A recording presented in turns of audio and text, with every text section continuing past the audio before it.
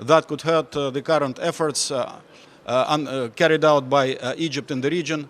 We could not figure out how that could be the case because it was the Arab League who proposed the press statement, and of course Egypt is a very active member of the Arab League, so we can see this gesture by the Security Council as only being in support of the Egyptian efforts and other efforts.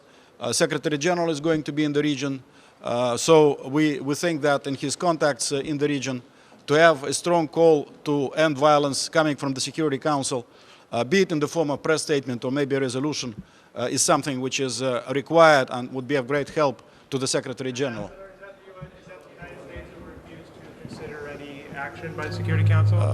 Well, I would not rather answer your question directly, but you are guessing, being an expert connoisseur of what is happening in the Security Council on these issues. Do you think that other than the United States, everybody else agrees that the Council should pronounce itself? Well, you know, I've heard no sort of objections which would be so clear as the one I've referred to before, but others have suggested some amendments. To my mind, some of those amendments, quite extensive amendments, which were suggested by at least one delegation, indicated that they are looking to talking about it for days. And the fact that they introduced those amendments orally after 3 days of having the Moroccan text at their disposal, at least they could have prepared their amendments in writing. So to me, it unfortunately looked like a little bit of a filibuster attempt. Maybe I'm mistaken. Maybe it's just a laid-back attitude in a situation where we cannot afford procrastination. But I do hope that there is. I do believe that there is a possibility, unless it's blocked by this one delegation completely, there is a possibility to adopt a press statement on the basis of what was proposed by Morocco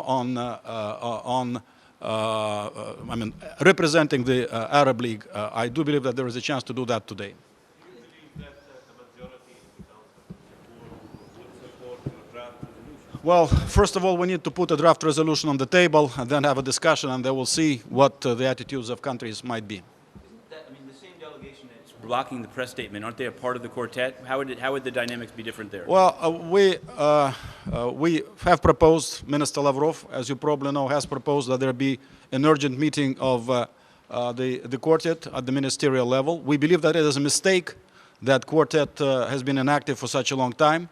Frankly, it may well be that lack of international activity and lack of activity from the quartet contributed to this atmosphere of instability, which allowed the current dramatic situation to come about. So in order to reverse the sort of current military trend in the region, in the relations between Israel and the Palestinian especially living in Gaza, we believe that diplomatic efforts need to be intensified. Thank you very much.